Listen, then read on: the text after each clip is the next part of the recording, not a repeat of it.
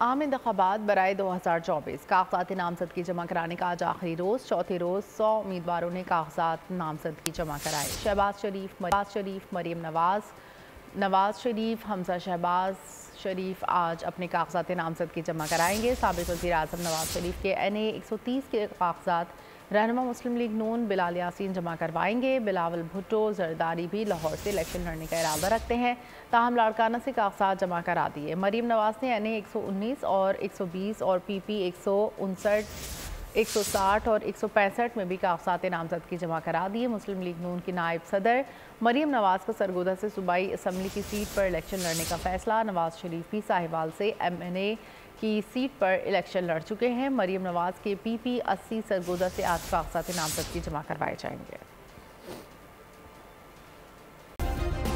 Subscribe करें और bell दबाएं ताकि कोई खबर रह न जाए।